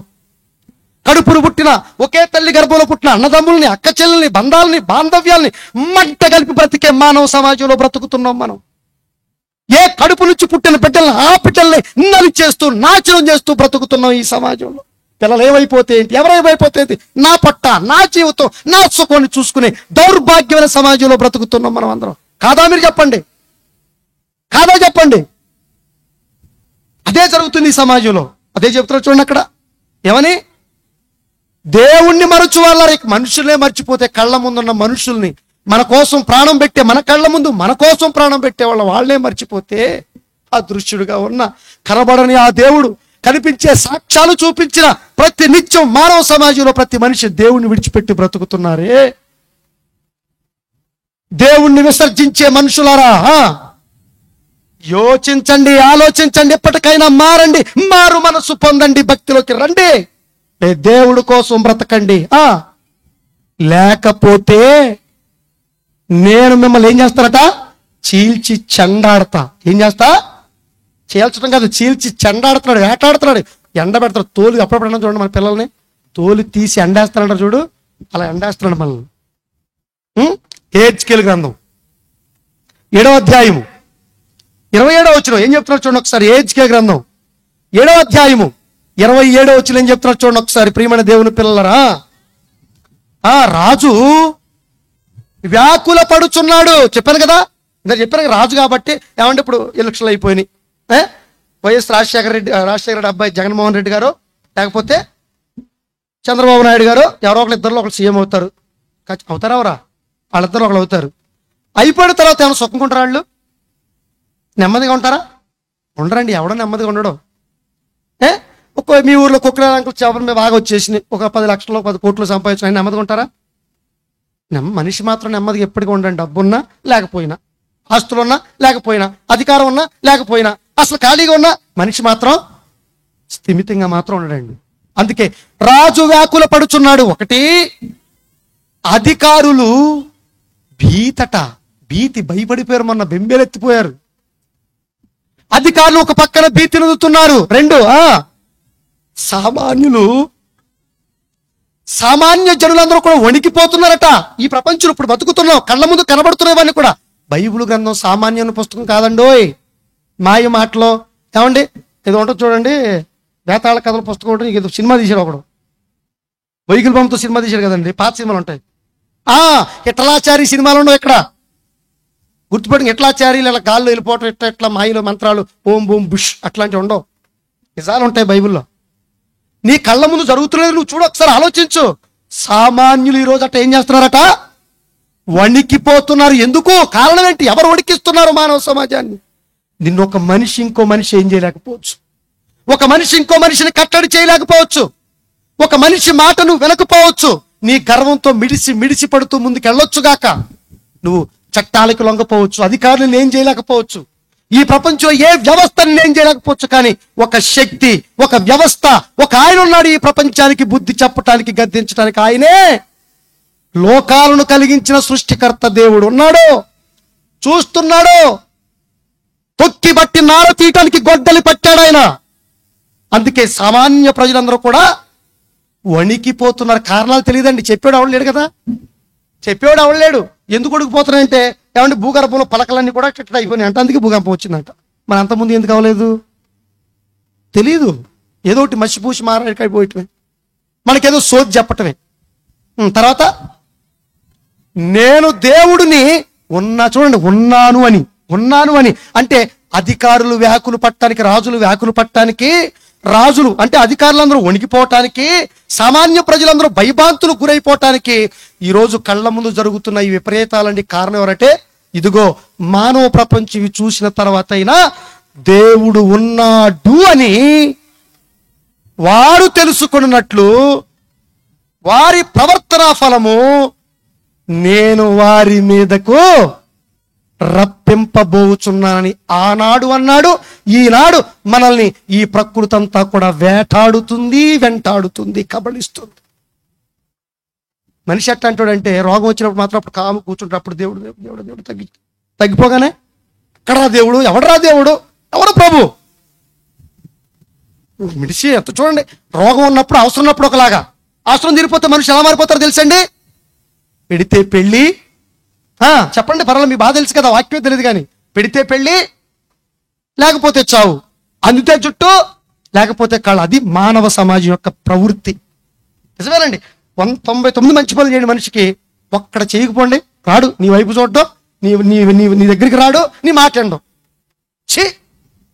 కృతజ్ఞత లేని జాతి మానవ జాతి. కుక్కండి, ఇంట్లో పెంచుకున్న కుక్క 99 సార్లు కొట్టినా ఒక్కసారి పెడితే చాలు నీ మీదకి ఎక్కి నాకుతుంది కుక్క. కనీసం నక్కలా కూడా బ్రతకట్లేదు మనం. ఇది మన పరిస్థితి. ఊరుకుంటాడా దేవుడు? ఊరుకుంటాడా దేవుడు? ఎందుకు ఊరుకుంటాడు? ఉన్నవాడు ఊరుకోడు. ఇర్మియా గ్రంథం 5వ అధ్యాయము 7 నుంచి 8, 9 వచనాలు చదవండి ఒకసారి. దేవుడు ఉన్నాడో లేదో చూడండి ఈ మాటలు బట్టి దేవుడు ఏం చెప్తున్నాడు. ఇర్మియా గ్రంథం 5వ అధ్యాయము 7, 8, 9 వచనాలు ఏం చెప్తున్నాడండి? నీ పిల్లలు నేను ఇచ్చిన పిల్లలు నీ పిల్లలుగా చేసుకున్నావు కదా, అమ్మో నా పిల్లలు నా సొత్తు గప్పటి కండ్లేసి కన్నాను, నిన్ను తొక్కుబట్టి నారదీస్తారు, జాగ్రత్త అన్నావు కదా. సరే ఓకే, నీ పిల్లలు నన్ను విడిచి నేను కంటే, నేను మిమ్మల్ని మీ తల్లి గర్భంలో పెడితే అన్ని ఇస్తే నన్ను విడిచి నేను లేడు అన్నట్టుగా మళ్ళీ ఎలాగైపోయారట. దైవం కాని వాటికంటే అక్కడ దొరుకుతుంది. వీడికి నచ్చిన జ్ఞానం ఎక్కడ దొరుకుతుంది అక్కడికి వెళ్ళిపోతాడు. వీడికి కష్టమైన మాటలు చెప్పకూడదు, వీడి మనసుకి గాయం చేసే మాటలు చెప్పకూడదు. ఎక్కడ నీకు చక్క ఆయింట్మెంట్ రాసి ఐస్ గేట్లు పెడతాడు నీ మీద, అక్కడికి వెళ్ళిపోతావు. నువ్వు వెళ్ళిపో, ఐస్ గేట్లు పెట్టే కాడికి వెళ్ళిపో, బాగుంటుంది అక్కడ. బాగా ఇంజక్షన్ చేస్తాడు, నీకు సమ్మగా ఉంటుంది, నీకు చాక్లెట్లు ఇస్తాడు నీకు. అందుకని ఏం చెప్తున్నా అక్కడ చూడండి, చదవండి ఏం చెప్తున్నానండి. ఏమండి, దైవం కాని వాటి తోడని ప్రమాణం చేస్తారట. నేను వారిని తృప్తిగా పోషించింది నేను, వాళ్ళని కట్టింది నేను, వాళ్ళని కన్నది నేను, వాళ్ళని పోషించింది నేను, వాళ్ళకి అన్ని ఇచ్చింది నేను. ఒక్కడిని నేనై ఉండగా ఈరోజు మనుషులు దేవుడిని ఎన్ని ముక్కలు చేశారండి. ప్రాంతానికి ఒక దేవుడు, ప్రదేశానికి ఒక దేవుడు, దేశానికి ఒక దేవుడు. అబ్బబ్బబ్బబ్బ ప్రపంచ అజ్ఞానం నాశనానికి వెళ్ళిపోయింది అంతే. లేదుగా, ఎవరు చెప్పలేదుగా మనకి. తర్వాత వారు వ్యభిచారం చేయుచు, ఏమండి వ్యభిచారం చేయుచు వేశ్యల ఎండలో గుంపులు కూడిపోతున్నాడు. చూడండి ఏం కావాలో చూడండి, గుంపులు కూడిపోతున్నాడు వేశ్యల ఇంట్లో గుంపులు. ఆ ఒక్క వ్యభిచారం గురించి చెప్పాడు. అక్కడ మనం చేసే కార్యక్రమం అక్కడ పెట్టుకోడు, ఆ ప్లేస్లో అక్కడ వ్యభిచారం గురించి చెప్పాడు. అక్కడ మనం చేసే ప్రతి దౌర్భాగ్యమైన కార్యక్రమాన్ని దేవుణ్ణి విడిచిపెట్టి దేవుడు లేని ఏ కార్యక్రమం అయినా గుర్తుపెట్టుకోండి. దేవుడు వలన పుట్టిన, దేవుడు కోసం బ్రతకని ఏ మనిషి అయినా, దేవుడు కోసం ఉపయోగపడిన ఏ పని చేసినా అది వ్యభిచారంతో సమానం, గుర్తుపెట్టుకోండి. అందుకే చెబుతున్నాడు ఏమని, వేశ్యల ఇంట్లో గుమిగూడి ఉండి నేను ఎట్లు నిన్ను క్షమిస్తాను. నేను ఎలా క్షమిస్తాను అనుకుంటున్నావు? ఎలా నిన్ను వదిలిపెడతాను అనుకుంటున్నావు? ఈ చట్టాలను కళ్ళు కప్పావు, మనుషులు కళ్ళు కప్పావు, మనుషులు లెక్క చేయకుండా వెళ్ళిపోతున్నావు. కానీ నేనెలా ఊరుకుంటాను చెప్పు. తర్వాత బాగా బలిసిన గుర్రాల వలెనట. చూడండి కొంతమంది చూడండి, ఎక్కువ యవనస్తులు మాట వినరండి. పెద్దవాళ్ళు ముసలోడు కూడా వింటలేదు అనుకోండి. ఇప్పుడు ఎంతోడు ఎండో అంతోడు ఎండో, ముసలోడు కూడా ఎండో. ఏం చెప్తాం? కాటికి జాపే ముసలోడు కూడా చెప్పలేము వాళ్ళం. అట్ట అయిపోయాం మనం. కాటికి జాపే ముసలోడు కూడా మాట వినరండి. వాడు పైచ్చి వాడిదే. ఏమన్నా అలా కాదండి, ఇలా ఏనండి మనం బాగుపడతాడు. ఈ ఒక్క మాట మాత్రం నాకు చెప్పొద్దండి. మరి ఏ మాట ఇప్పుడు వరకు నువ్వు ఈ ఒక్క మాట కదా, ఏ ఒక్క మాట కూడా అండి. ఏ ఒక్క మాట అండి, ఈ ఒక్క మాట అసలు ఏ ఒక్క మాట అంటావు నువ్వు మంచి చెబితే? తర్వాత ఏమన్నాడు చూడండి, ప్రతివాడును ఇటు అటు అటు ఇటు ఏం తిరుగుతున్నావు? కుక్క తిరుగుతుంది అటు ఇటు. కుక్క వెళ్ళిపోతే సీరియస్గా ఇటు వెళ్తుంది. ఏం పని అంటే ఏ పని లేదు. నీకేం పని? నాలుగు బయట పెట్టి కుక్క ఇలా వెళ్ళిపోద్ది అటు, మళ్ళీ కాసేపు చూస్తే మళ్ళీ వెళ్ళిపోద్ది సీరియస్గా. ఏం పని? నువ్వంతే. పొద్దున్న లేచి పరిగెడుతున్నావు. ఎందుకు పరిగెడుతున్నావు తెలియదు, ఎందుకోసం పరిగెడతావు తెలియదు. చస్తే గోతులకు వెళ్ళిపోతాను తెలుసు, అన్ని విడిచిపెట్టి వెళ్ళిపోవని తెలుసు. అయినా మానవు. పరిగెట్టు ఎంతకాలం పరిగెడతావు? పరిగెట్టు. ఎప్పుడో కాళ్ళు ఎరగొట్టి లోన్ కూర్చోబెడతాడు. నీకు తెలియదుగా దేవుడు ఉన్నాడని తెలియదుగా. దేవుడు ఉన్నా అంటే ఆగిపోడు నువ్వు. అమ్మో దేవుడు ఉన్నాడుగా, ఇవాళ దేవుడు పని చేయకపోతే ఎలా, దేవుడు వాక్యం వినపోతే ఎలా, మంచి కార్యక్రమాలు చేయకపోతే ఎలా? ఒక మనిషికి మంచి కార్యక్రమం చేయాలి, సన్మార్గం నడిపించాలి, నా దేవుడిని సంతోషపెట్టాలి, నా తండ్రిని. ఈ రోజు నాకు చావస్తే తండ్రి దగ్గర ఏంటి ఇవి? ఎలాంటివి ఎక్కడ ఉన్నాయండి? దేవుడు లేడు, జాగ్రత్త. తర్వాత ఏంటి, తన పొరుగువాని భార్య చూడు. ఎలాంటి వాళ్ళు ఎక్కువైపోయారు ఇప్పుడు. పెళ్లి కాకముందంటే ఒక పెళ్ళి అయిన తర్వాత కూడానట. ఇది పెళ్ళైన తర్వాత కూడానా? గుద్ది చంపుతారు ఒక్కొక్కటి. జాగ్రత్త, అలా గుద్దుతున్న బుద్ధి లేదు. పొరులు భార్యలు వెంబడి వెళ్ళిపోయి ఏం చేస్తారు? మళ్ళీ సకిలిస్తాం అంట. చూడండి, అమ్మాయి వెళ్తుంది అనుకోండి, ఇలా చూస్తాడు, ఎవడో చూడలేదని మనం ఏ దేవుడు చూస్తున్నాడు రా నిన్ను. మనుషులు కళ్ళు కప్పేమో, దేవుడు చూస్తున్నాడు నిన్ను. కళ్ళు పీకేస్తాడు, నీ గుడ్లు పీకేస్తాడు, జాగ్రత్త. ఏం చెప్తాడు తర్వాత?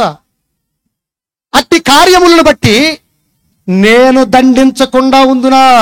ఆడి భార్య, ఆ అమ్మాయి భర్తకు తెలియకపోవచ్చు, పాప ఆడికి తెలియదు. ఎక్కడో పని చేసుకుంటాడు, చెరువులోనో ఇది ఎక్కడ పొలంలోనో, లేకపోతే ఉద్యోగం చేసి, నువ్వు ఇక్కడ సైకిల్ ఎత్తావు, నువ్వు నేను ఎవడో చుట్టదు. కానీ అతని పక్షాన దేవుడు ఉన్నాడు, గుర్తుపెట్టుకో.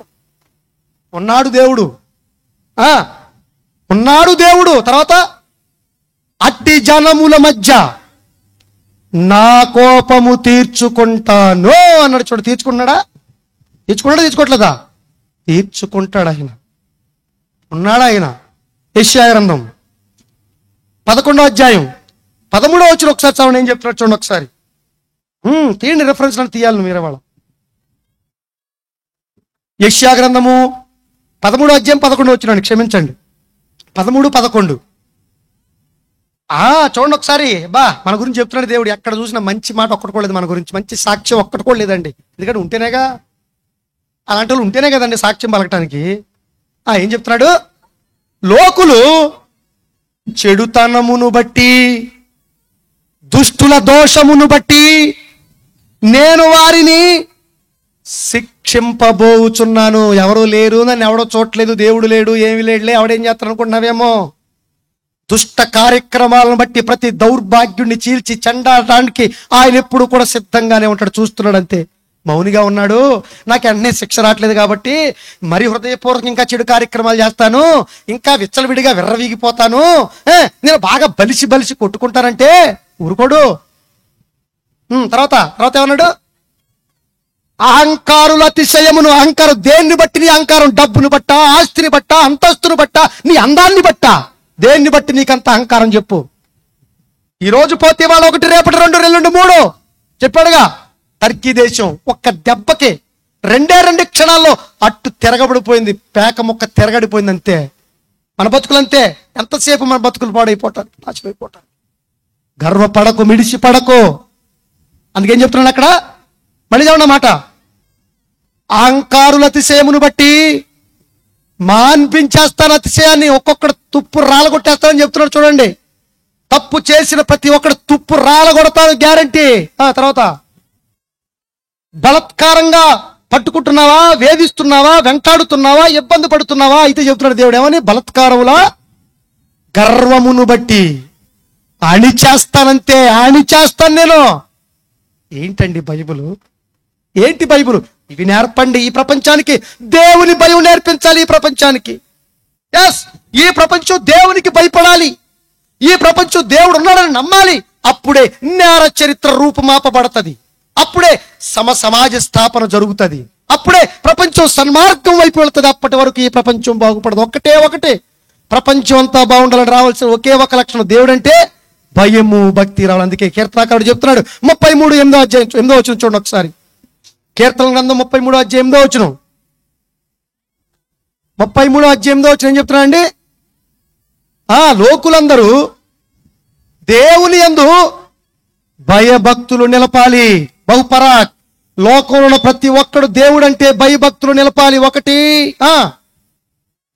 భూలోక నివాసులందరూ ఆయనకు వెరవల్లంటే వణికిపోవాలట. ఆయనకి తప్పు చేయాలంటే ఒక్కొక్కడు వెన్నులో వణుకు పుట్టాలట. అమ్మో, దేవుడు చూస్తున్నాడు.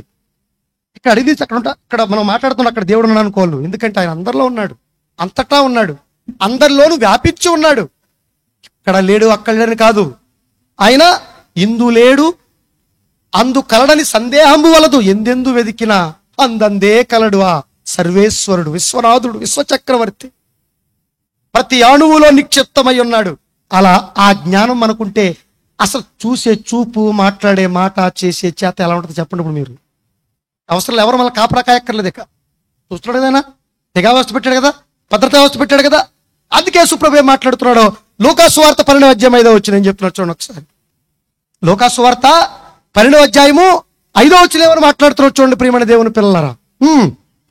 ఈ సుప్రభు కూడా అంతే కదండి. ఈ భూప్రపంచంకి వచ్చిన తర్వాత ఆయన దేవుడు ఉన్నాడు, పరలోకమందున్న తండ్రి తను పంపాడు. ఆ తండ్రి ఉన్నాడు, ఆ తండ్రి చెప్పమనేది మీకు చెబుతున్నాను. ఆ తండ్రి దగ్గరికి వెళ్ళిపోవాలి. అక్కడి నుంచి వచ్చాం. అబ్బా, నోరు తెరిస్తే తండ్రి, నోరు తెరిస్తే దేవుడు, దేవుడు దేవుడు దేవుడు ఉన్నాడని ఈ ప్రపంచంలో స్థాపించిన, ఏమండి, పూర్తి వివరాలతో స్థాపించిన ఏకైక వ్యక్తి అండి యేసుక్రీస్తు వారు. దేవుడు ఉన్నాడు.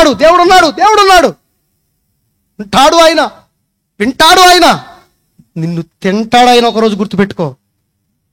ఏం చెప్పాడు అక్కడ?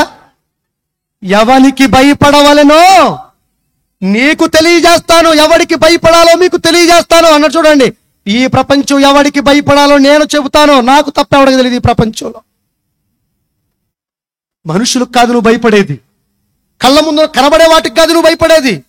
దేహాన్ని, ఆత్మను రెండిటిని నరకంలో వేసేసే, నీ దేహాన్ని, నీ ఆత్మను కూడా చిత్తు కింద కొట్టే దేవునికే ఈ ప్రపంచం భయపడాలని యేసుక్రీస్తు వారు చెప్పాడు. భయం ఉందా అండి? లేదండి. దేవుడు లేడనట్టుగానే బ్రతుకుతున్నావు అండి. వద్దు ప్రేమణ దేవుని పిల్లల, వద్దు. ఉన్నాడు ఆయనే మళ్ళీ పంపాడు. ఇవన్నీ కనబడుతుంటే ఈ సాక్ష్యాలు, వీటన్నిటికీ సాక్ష్యం ఆయనే రూఢిపరుస్తున్నాడు.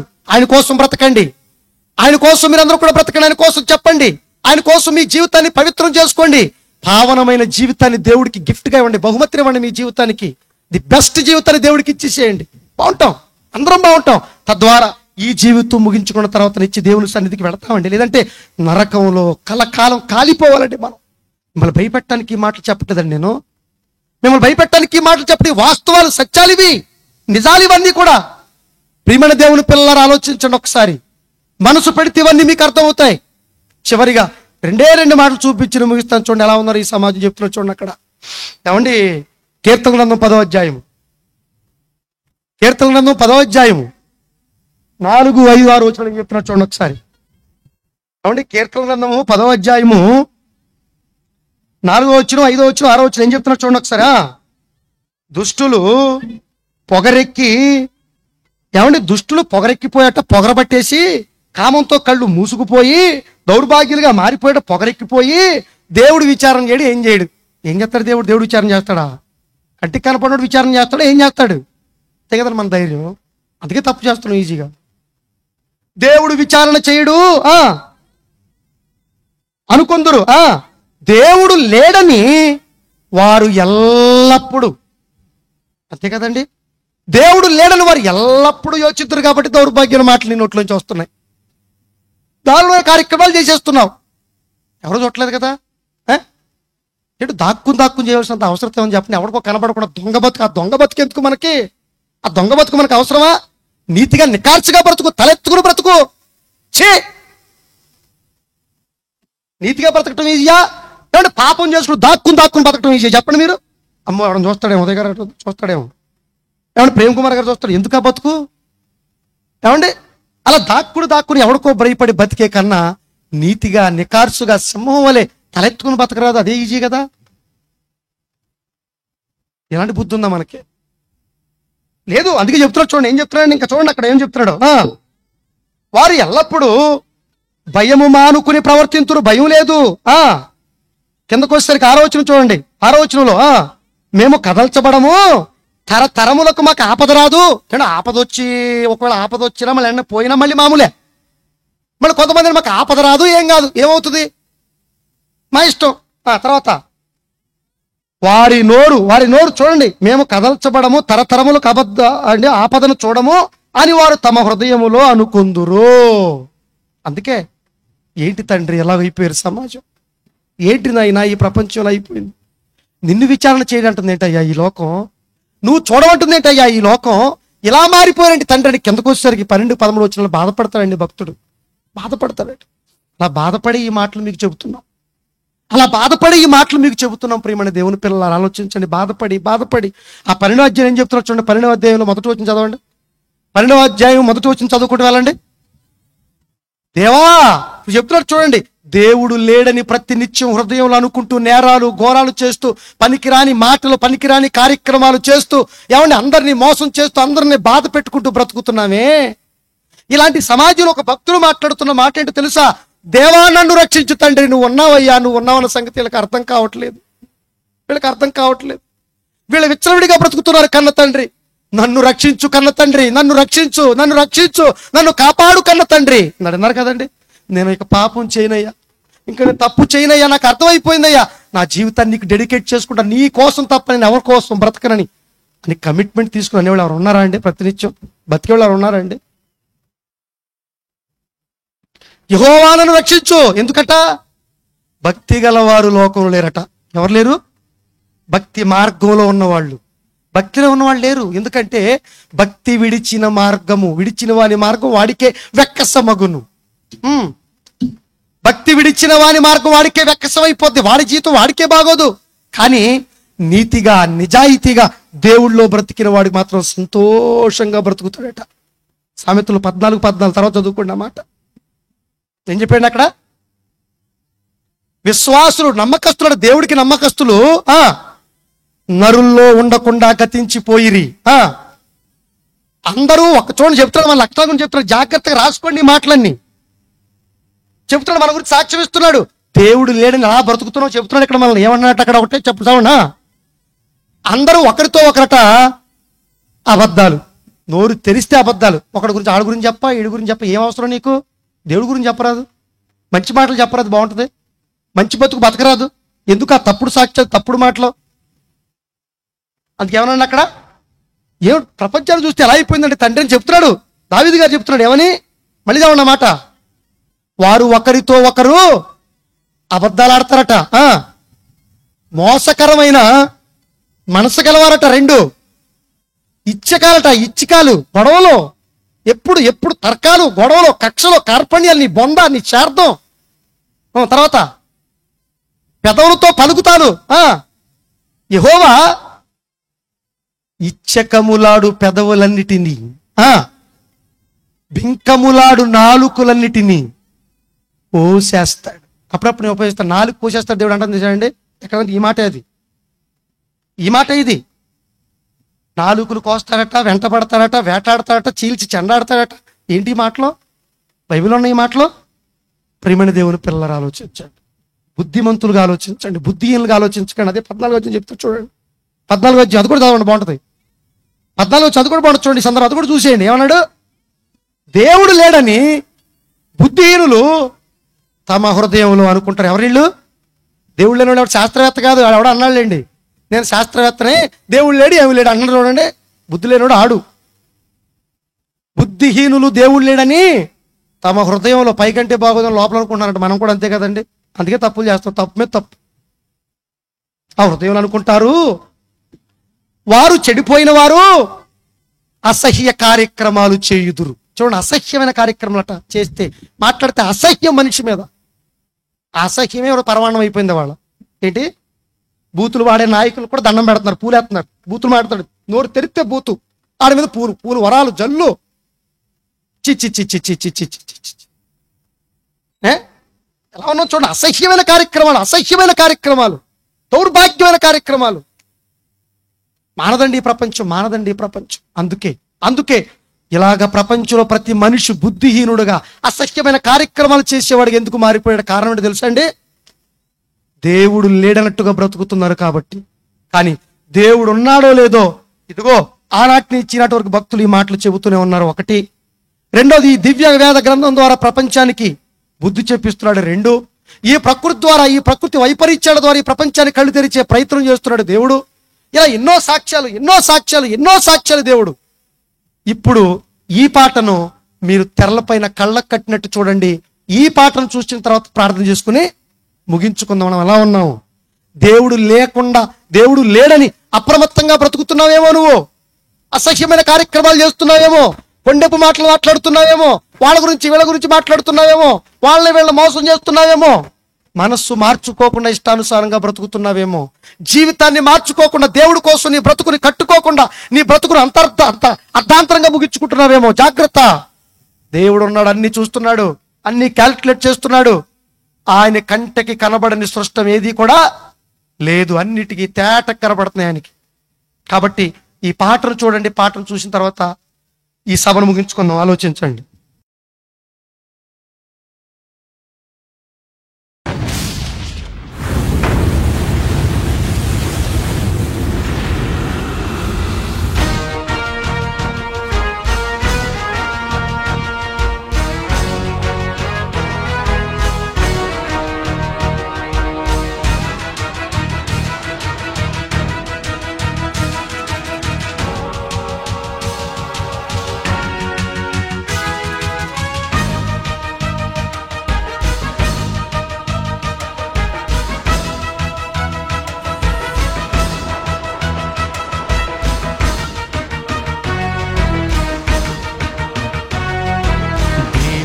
భయపడని వారికి చివరి ఘడియ ఇదే, దైవాన్ని నమ్మిన క్రైస్తవులకు మేలు కొలుపే ఇదే.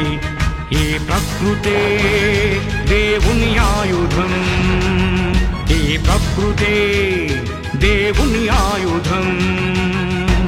మార్పులేని మనిషిని శిక్షించడానికి మనిషిపై వస్తుంది ఈ ప్రళయం.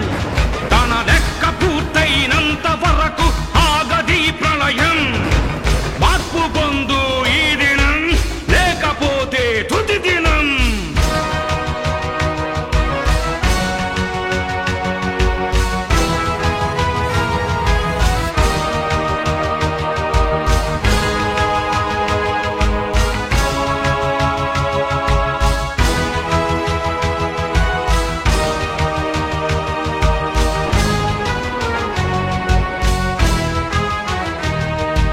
నీతిమంతులు లేకపోతే, పాపులందరూ పెరిగిపోతే ఎంతకాలం మనిషిని భూమిపై ఉంచాలిరా?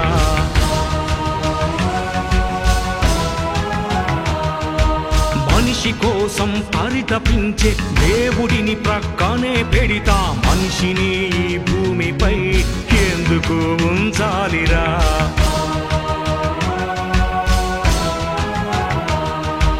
అగ్ని, నీరు, గాలి, నింగి, నేల సారం అనుభవిస్తూ సృష్టికర్తను ధిక్కరిస్తే ప్రకృతి ప్రకృతే గర్జించదా, ప్రకృతే కన్నెర్ర చేసిందా, పరమాత్ముడే ఉగ్రుడైనాడా. ఈ ప్రకృతే దేవుని ఆయుధం, నీ పాపమే దీనికి కారణం. మార్పులేని మనిషిని శిక్షించడానికి మనిషిపై వస్తుంది ఈ ప్రళయం. తన లెక్క పూర్తయినంత వరకు ఆగది ప్రళయం.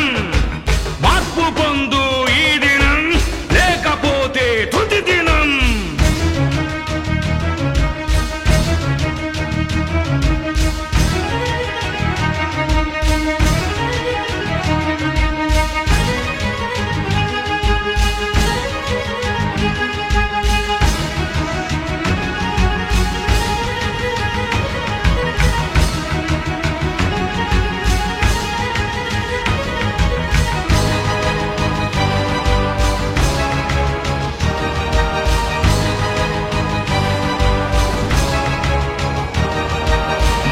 మనిషిని చంపుతుంటే, ఉగ్రవాదం పెరుగుతుంటే, నరుడు మృగముగా మారితే ఎందుకు ఉంచాలిరా.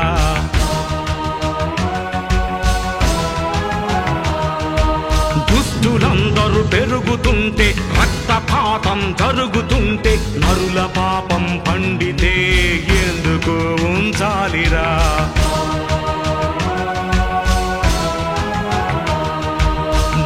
నాదని నింగినాదని దేవుడంటే లెక్కలేదని సృష్టికర్తను ధిక్కరిస్తే ప్రకృతే గర్జించదా,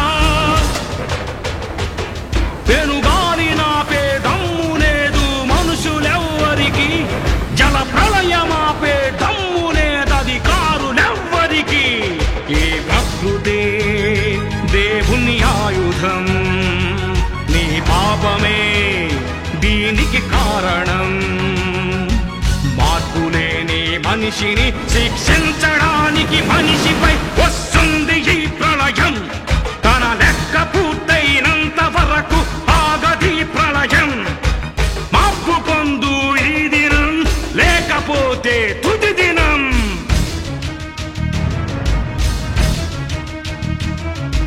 దేవునికి భయపడని వారికి చివరి ఘడియ ఇది. దైవాన్ని నమ్మిన క్రైస్తవులకు మేలు కొలుపే ఇది.